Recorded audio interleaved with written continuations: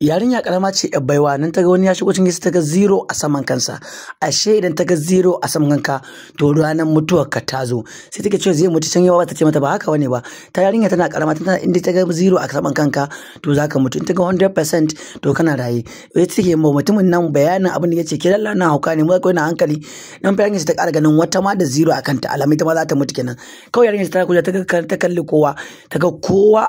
saman kansa akwai zero. Kaga alamun kenan wannan jirgin saman zai yi hatsari take ga wanta jirgin nan zai hatsari sai take ga fasajen kunji abin da ke faruwa suka dinga wata dariya akan ƙarya ne tace bari in ba ku wani labari ya ta wata da ita akan hanya ta gotuwa ta ce mata matan nan za ta mutu fa ita ma fa matan ta ba mata ta buɗe fa yarinya ba ce a hajiya jiki ba ruwanki jiki hakuri ba kuma jiki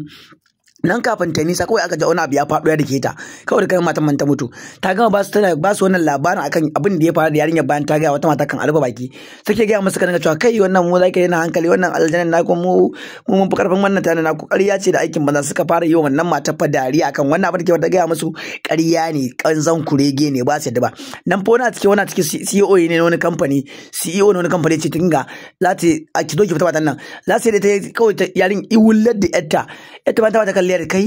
ku kuma mai daga cikin ƙarya suke yi nan fa sai wani ya dauki yaran ya ce to ni zan fita su ga baki daya domin ba zai wa a ce jirgi su bayanin abin da zai faru ba mu kuma tsaya mu kibiye musu sai ta dinga muna ce yawa ka fita ba ka mata ba cikin nan ba suka sauka daga cikin gidan suka taho suka dinga musu kai Allah ko za su yi mana ƙarya aikin banza aikin mofi nan fa kafin su je ko ina fa sun safe sun je kaga ashe jirgin fa yayi cracking nan ma daga nan fa jirgin fa yayi exploding fa kowa ya mutu bayan yana aka ce su ku suka tsira a cikin wannan jirgin me yasa kuma ga jirgin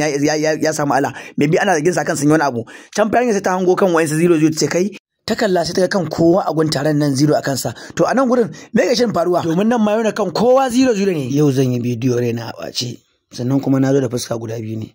na farko zan taya murna na biyu kuma zan yi bakin ciki ga wani abu da ke faruwa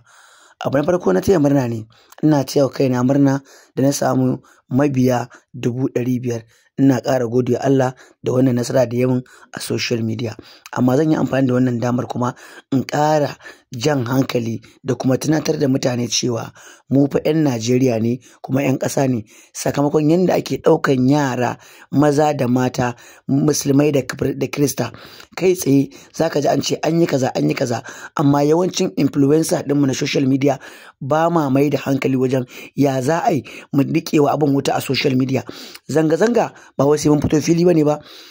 asali ma zanga-zanga da ake cewa za su yi zanga-zanga za su yi waye ya kamata a ce mu dirfafi yin bidiyo a koda yaushe kullum ta Allah idan mun tashi mu dinga bidiyo muna faɗan gaskiya muna ƙara nuni da abin da yake faruwa da abin da yake damun mu saboda me a matsayin mu na influencer wannan abin nan muke faruwa da shi dukkan shi fa yawancin wannan abu idan kun duba kun gani kwata abin nan ba wani guri ake yin sa ba illa a arewa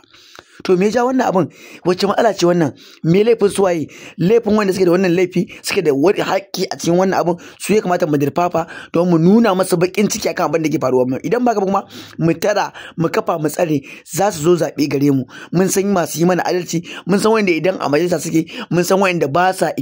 iya daga hannu su yi magana akan abin da yake faruwa a ƙasar Najeriya kuma mu ƴan arewa ne cikakkun ƴan arewa mazaunan arewa mu muka san abin da yake damun mu bai kamata a ce wani daga wani bangare ba wannan ba batu bane wai na adawa ko wannan jam'iyya da wannan jam'iyya ba haka bane gaba ɗayan mu ya shafe mu ana ɗauke ɗan APC ana ɗauke ɗan PDP ana ɗauke ɗan kowace jam'iyya kake abin nan idan ibtila'i ya zo zai hauta kanka to mu me yasa a matsayin mu da muke tura wa'annan mutane ba za mu tsaya mu kula mai hankali ba mu san me za mu dinga yi ba